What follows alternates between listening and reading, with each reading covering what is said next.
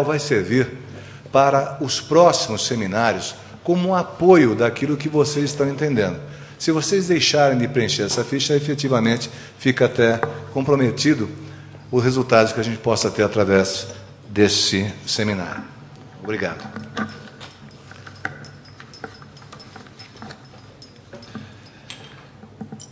Professor Dr. Ives Gandra da Silva Martins, professor emérito das universidades Mackenzie, Unip, Unifil, UniFMU, do CIEE, Estado de São Paulo, das escolas de Comando Estado-Maior, ESEME Superior de Guerra, ESG e da magistratura do Tribunal Regional Federal, Primeira Região.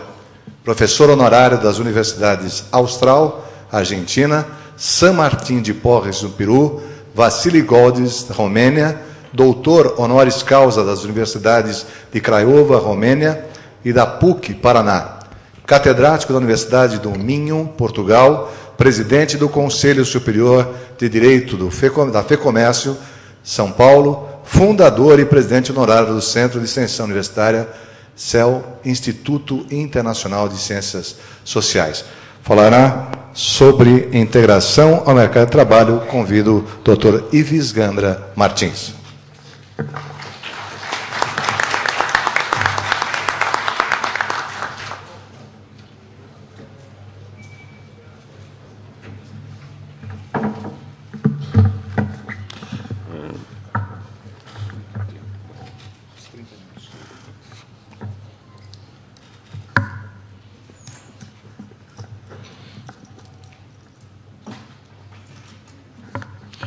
Eminente presidente Paulo Adich, meu caro amigo, e também presidente em honra, mestre Guilherme Teodoro, meu caro deputado, que já temos muitas lutas em comuns, deputado Orlando, deputado Marco Aurélio, eminentes professores aqui presentes, Geraldo Gonçalves, Neide Cruz, meus companheiros de SESCOM e outras entidades, e a representante daquela que é a nossa maior destinatária.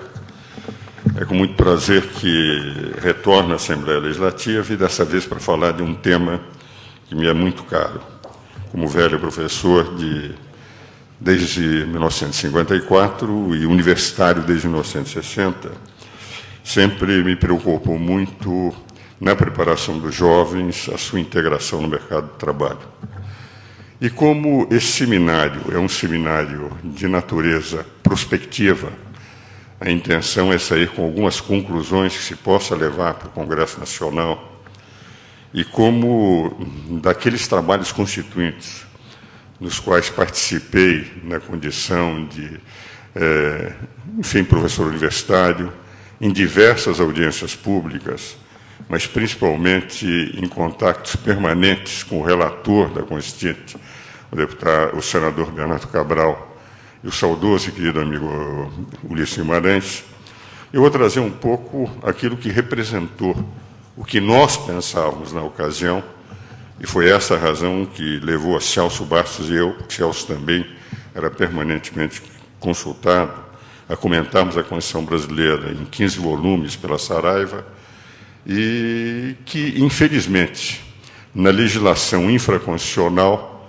passou a ter uma redução do que foi o intuito dos constituintes.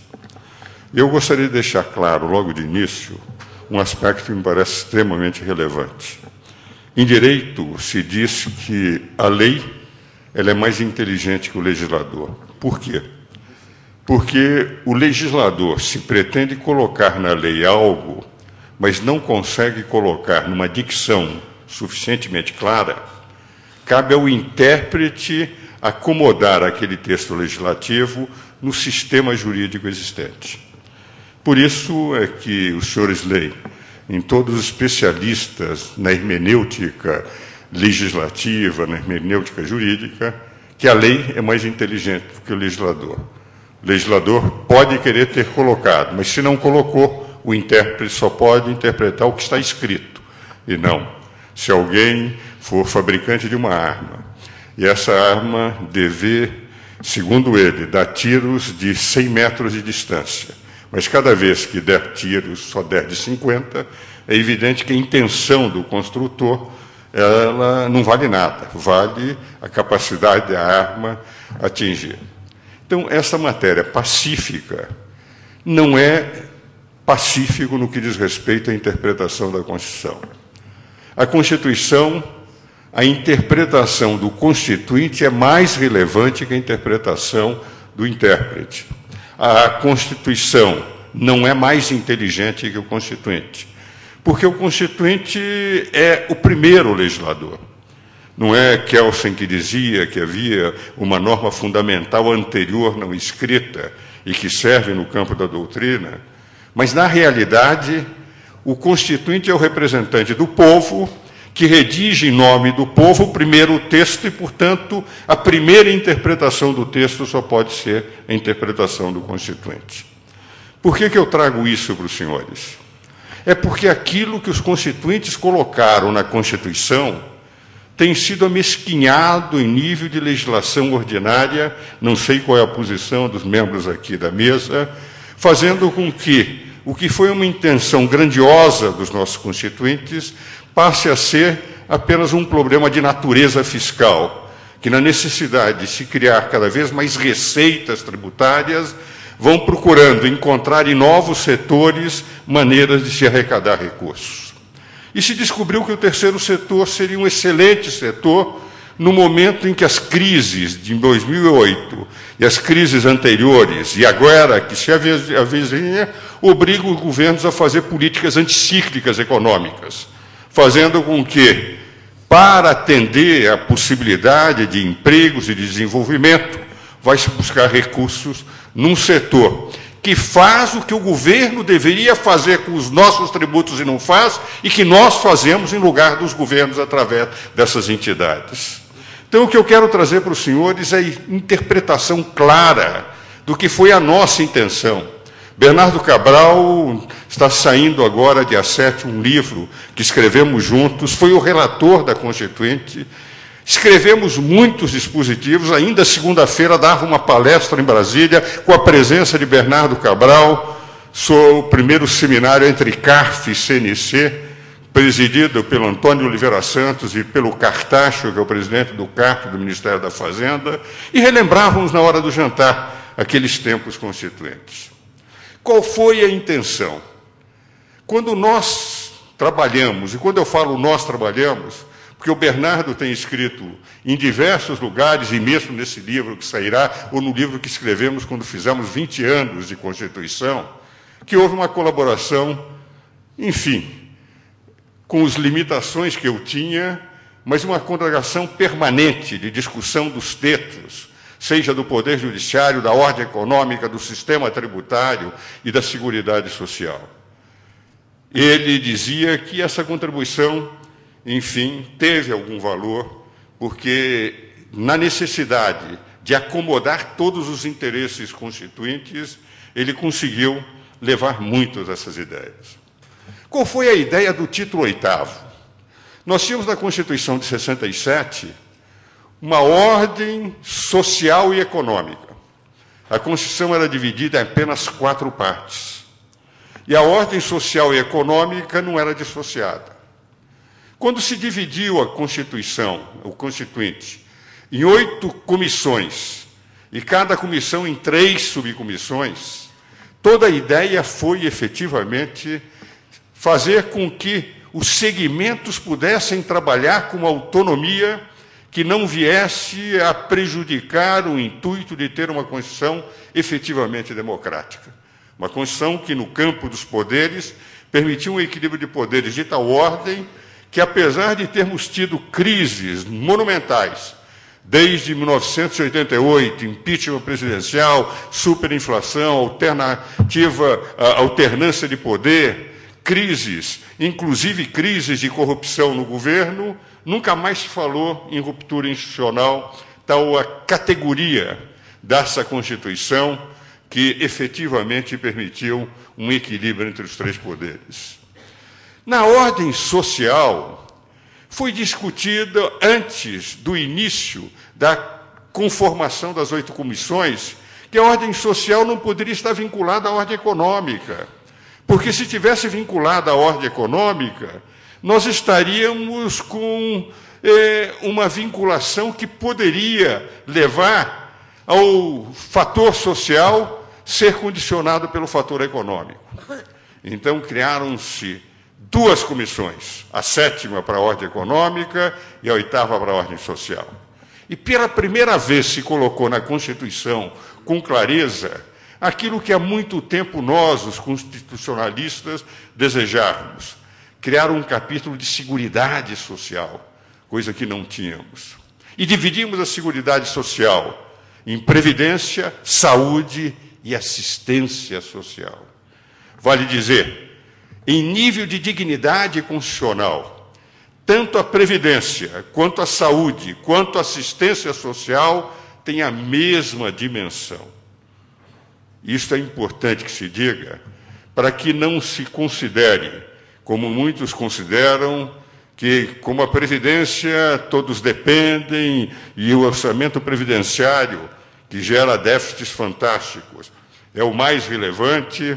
A saúde equaciona-se o problema com o SUS de uma forma insuficiente, mas que, na prática, é relevante. A assistência social, como entrou como terceiro item, teria entrado como prêmio pobre da Seguridade Social, o que não é verdade.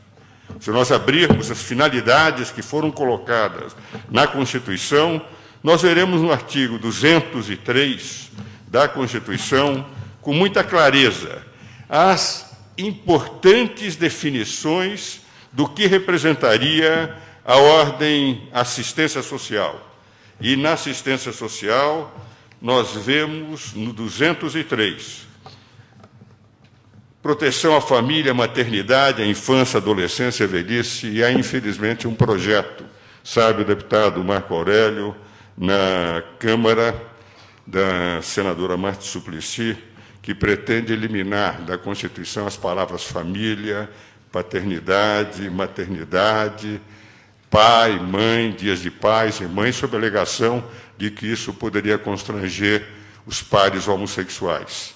Esse projeto existe, está no Senado Federal. E se as famílias não reagirem, 10%, segundo ela, da comunidade, estariam condicionando 90% das famílias, e falo isso sem nenhum preconceito. Apenas não é possível que a minoria prevaleça ao ponto de tirar todos os valores que fazem com que esta Constituição, no artigo 226, declare que a família é a base da sociedade, o Estado dará especial proteção à família. O que vale dizer, na assistência social, a proteção à família, maternidade, infância, adolescência, velhice, primeiro inciso, ampara as crianças e adolescentes carentes. E o inciso terceiro, em nível hierárquico, a promoção da integração ao mercado de trabalho. É evidente, um país só pode crescer em nível da integração ao mercado de trabalho. O desenvolvimento se faz com esse esforço da ação social que vai ter um reflexo na ordem econômica. Mas a ação social é a mais relevante, porque faz com que todos os jovens passem a ter uma oportunidade no mercado de trabalho. E esse aspecto é de tal relevância que se entendeu, pelo artigo 195, parágrafo 7º, que todas as contribuições sociais, além do 150, inciso 6º, letra C, que, na prática, todos os impostos deveria haver imunidade. Certa vez, numa audiência pública na Câmara, a deputada, hoje ministra, Maria do Rosário, me fez uma interpelação quando eu fazia menção da relevância das imunidades colocadas no texto constitucional. Disse: professor, por que razão as imunidades? Por que o governo tem que deixar de cobrar contribuições sociais e impostos dessas instituições de educação, de saúde, se na prática elas geram e cobram, e muitas vezes só sobrevivem se cobrarem dos seus pacientes, fazendo os seus trabalhos? Eu disse: por uma razão muito simples, deputada Maria do Rosário, é que com os tributos que nós pagamos que naquela época já chegava a 33%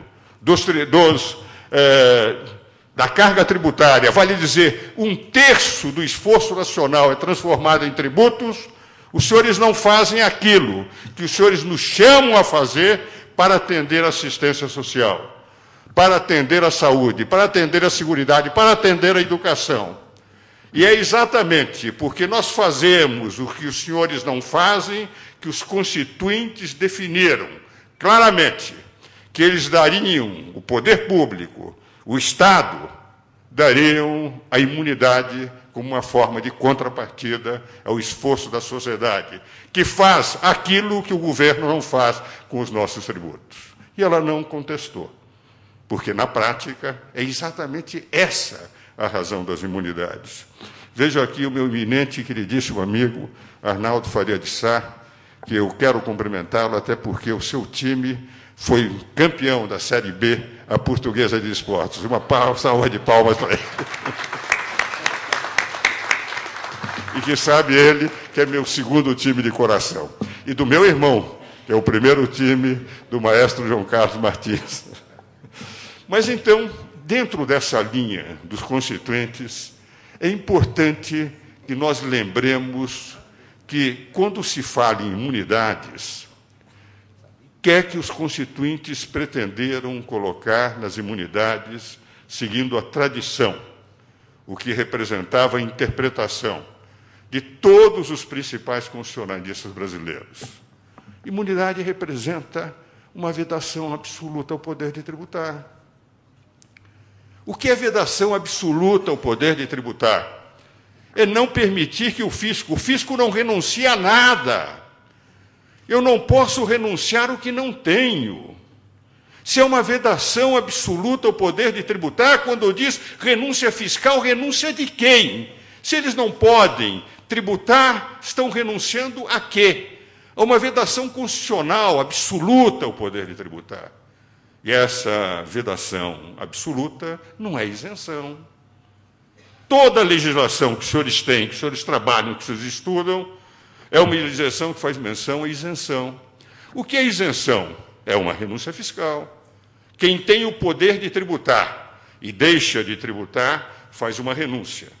A isenção é uma renúncia fiscal porque eu, tendo o poder de tributar, deixo de tributar. A imunidade não é renúncia nenhuma. É uma vedação absoluta ao poder de tributar. E por que no artigo 195, parágrafo 7º, eles criaram esta imunidade? Porque se tratavam de contribuições sociais, vinculadas à Seguridade Social. E vinculada à Seguridade Social, a intenção era, com a não tributação de contribuições e de impostos, permitir que a sociedade fizesse o que o Estado não faz com os nossos tributos. Infelizmente, os constituintes, no momento em que escreveram o 195, parágrafo 7º, em vez de utilizar a dicção imunidade, como está no 150, usaram a palavra isenção. E eu mesmo patrocinei o primeiro caso no Supremo Tribunal Federal das igrejas adventistas e defendi que a Constituição não gera imunidades. A Constituição não gera isenções, ela gera imunidades. As isenções são de lei ordinária.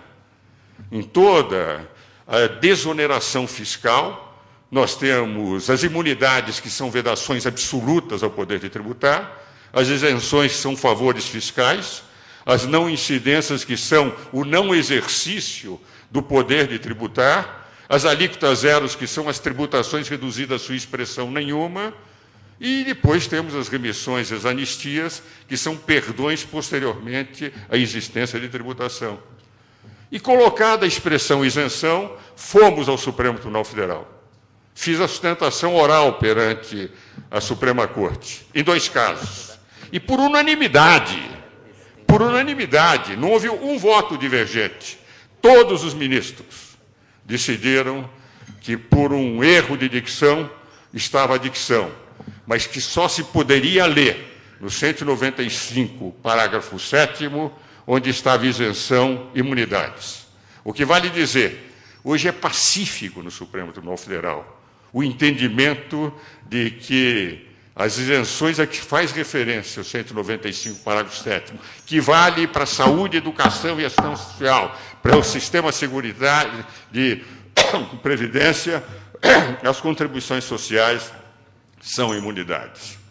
Ora, se são imunidades, eu pergunto aos senhores, como é que nós podemos admitir que toda essa legislação fala em isenções e fala em concessões de isenção? O poder público considerar, nessas circunstâncias, se os senhores pegarem, desde a lei de 1993, a 8.742, a própria nova que fala de 2011, ainda já assinada pelo presidente Dilma, sancionada, faz menção a isenções, como se o Estado pudesse conceder isenções. O que eles podem, na verdade, é reconhecer, sabendo se as entidades cumprem ou não cumprem as suas funções. E quais são essas funções? O Supremo já decidiu algumas vezes, mas ainda está como repercussão geral, que só a lei complementar é que poderia definir o que são os requisitos para o reconhecimento das isenções. E são muito poucos. São aqueles que estão no artigo 14 do Código Tributário Nacional. Nada obstante ser reconhecida a repercussão geral, o que vale dizer, o Supremo, no momento que tomar a decisão definitiva, obrigará a todas as entidades, a todos os juízes, a todos os tribunais, a todos os órgãos administrativos, a todo o Poder Executivo, só não obriga o Poder Legislativo, que pode, inclusive, mudar a legislação e a própria Constituição, não em relação às imunidades, porque as imunidades são cláusulas pétreas. Existem cláusulas imodificáveis pelo artigo 60, parágrafo 4º, inciso 4º, e as imunidades estão entre os direitos individuais e, portanto, não poderiam ser modificados. É isto que é o entendimento pacífico na doutrina e no Supremo. Mas, no momento que essa repercussão geral, que eles julgarem, nós passaremos a ter a obrigação de todas as entidades seguirem aquilo que está escrito. Ora, o que acontece conosco?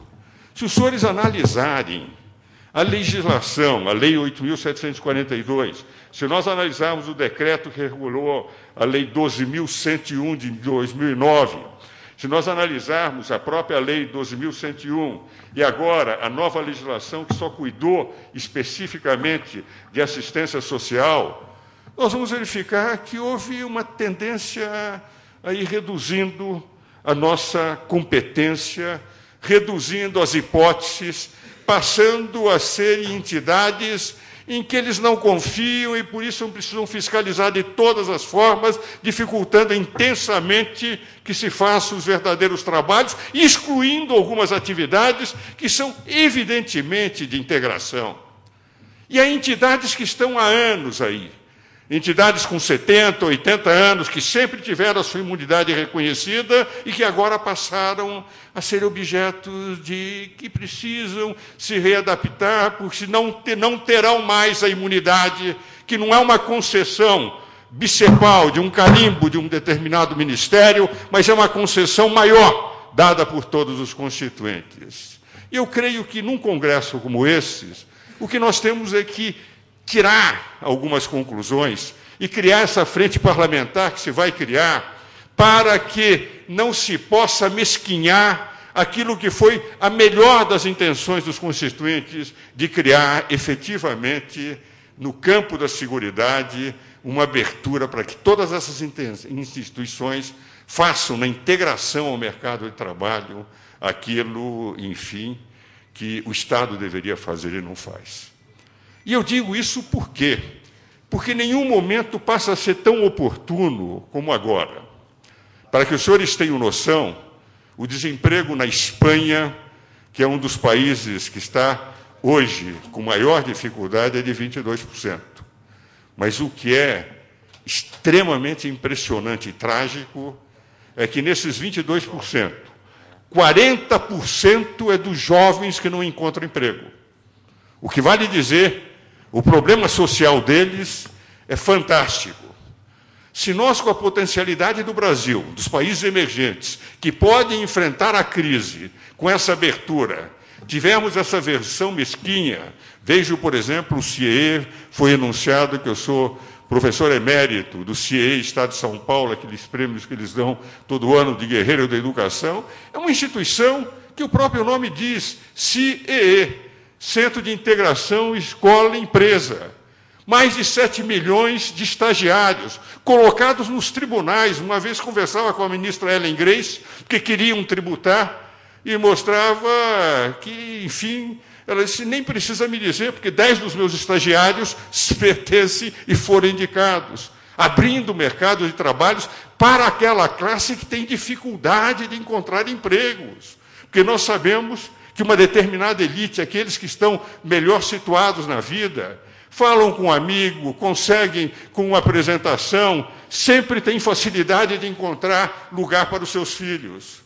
Quando tem entidades que trabalham com as pessoas que efetivamente estão precisando, vem o governo, exclui determinadas categorias, pretende tributar outras, como se o trabalho social fosse fato gerador de tributos para aumentar a receita, que infelizmente nem sempre tem sido bem aplicado por aquilo que nós vemos nos escândalos dos jornais. Então eu tenho a impressão que eu não quero ultrapassar muito, já falei 25 minutos, me deram 30. Nesses 5 minutos finais, era trazer algumas propostas concretas.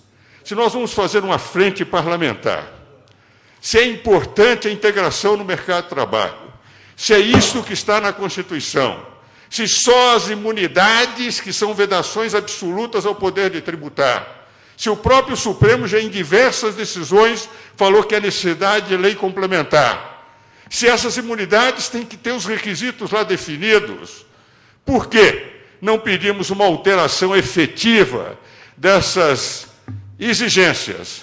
Muitas delas que inviabilizam o trabalho da maior parte das entidades. É muito difícil que nós consigamos entidades localizadas no último fuso horário brasileiro, entidades que trabalham sem condições, sem recursos, com dificuldade de obter apoios, e o Brasil é um país que, infelizmente, não aprendeu ainda a doar, a fazer doações. E quando o governo federal, por uma necessidade de recursos, impediu que as pessoas físicas fizessem doações que poderiam ser deduzidas em imposto de renda, como faz os Estados Unidos e todos os países civilizados, e que, por essa razão, tem muito mais gente em nível de educação, e fazem com que, efetivamente, a educação seja melhor, porque as pessoas doam e sabem que vão poder deduzir, e no Brasil se tirou essa faculdade, dificultando, inclusive, o ensino.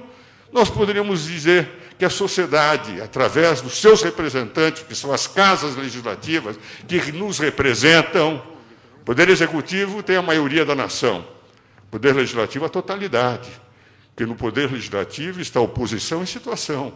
Vale dizer, todos nós somos representados.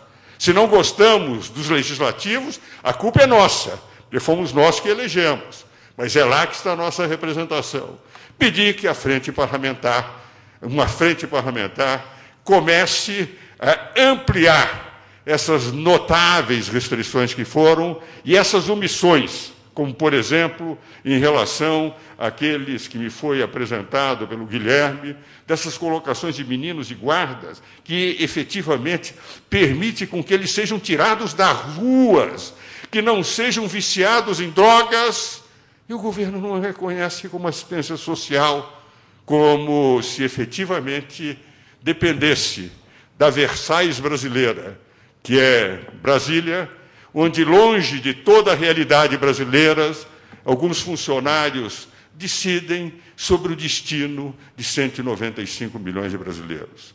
Então, o que eu acho que valeria a pena, e a proposição que eu faço, para ficar rigorosamente, e o Arnaldo sabe, como eu sou cumpridor dos horários, aliás, nós, advogados, somos obrigados, porque nas sustentações orais não podemos ultrapassar o tempo, era obrigar que a imunidade que está na Constituição para as assistências sociais independesse de legislação ordinária e dependesse exclusivamente de lei complementar. E as entidades que cumprissem rigorosamente na integração ao mercado de trabalho,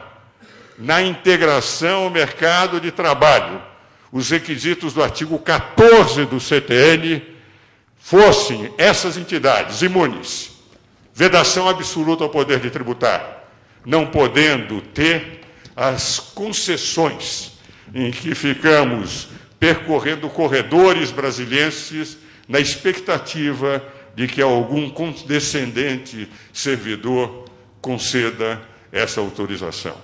Então, a proposta é fazer com que essa imunidade, que é a garantia que está na Constituição, que foi a intenção dos constituintes, que essa imunidade seja garantida, e os requisitos sejam, como é o que está, como já decidiu o Supremo algumas vezes, dependendo exclusivamente de lei complementar, e que, no tempo que as nossas leis tributárias eram redigidas por juristas, como o Código Tributário Nacional, que seus 218 artigos, desde 1967, nunca teve um artigo considerado inconstitucional, porque eram juristas da estirpe de Gilberto Leoacanto, Rubens Gomes de Souza, Amílcar de Araújo Falcão, Leomar Barlheiro, Tito Rezende, Carlos da Rocha Guimarães, que redigiram que esses requisitos, bem pensados por esses juristas, fossem os únicos exigidos.